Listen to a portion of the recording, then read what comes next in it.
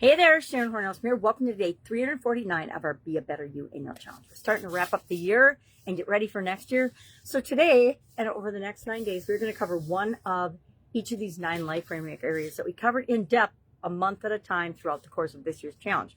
Now, if you were with me, you know that we've done this. If you weren't, you can start right now and set this up for yourself so that next year you've got a tremendous framework to structure your goals, your objectives, your obstacle handling, your whatever it is that you want to accomplish and do next year to be quicker, easier, faster than really you ever thought possible. Because when we plan ahead, our plans are not going to ever be 100% accurate, right? But we are better prepared for the things that can and will happen throughout the course of the next year. So today, I'll show you exactly what I do and how I do this when I call it we're focusing on contribution this month because I'm just going to do the months in the order that we covered them. If you weren't with us, it doesn't matter. We're going to cover all 9 of them because they're that important. It's so important that we consider that we are multifaceted human beings. And if we don't take care of every one of these 9 aspects of our life and our being, we're not going to be around to worry about the beingness of our life. So what I do at the beginning of each year, and I can't remember what day it was, but it was in January, we went through and we rated on a scale of 1 to 10 each of those 9 areas. Then we ranked them in priority order.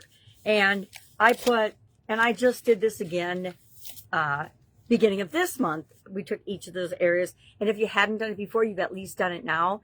And so you rated it on a scale of 1 to 10. 10 being great, awesome, going in the direction you want to go. Or I want to say perfect, but there's no such thing as perfect. Continually improving toward your desired state. And then we ranked it in terms of priority because we wanted to come up with our top 3 priority areas to make sure that we accomplish those goals this year. So for me, and I'll show you exactly what I do. I put beginning now is what BM stands for. And the first one is a rating. I went from a 7.5 down to a 5. Not the direction I wanted to go with the area I said was my number 1 priority. And now in the beginning of the year, and now it's number 2. So there was improvement in it, but if I were just strictly looking at the numbers, I'd be like, okay, what's going on? What's happening here? Because I rated it lower. Maybe I've just changed my standards in terms of what I expect in that area from myself. And I'll investigate that today. That's part of the roundup.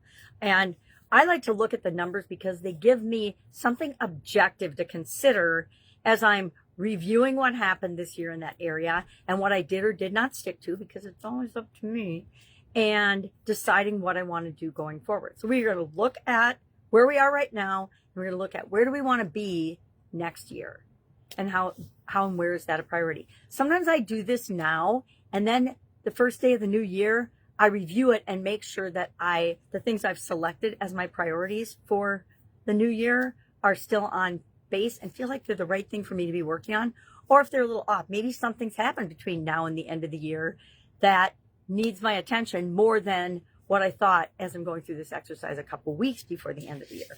So what are we going to do today? We are going to review where are we at with respect to contribution and where do we want to be. Why? Because that creates the gap, and we're going to fill that gap during 2026, which is the new year, every time you're listening to this.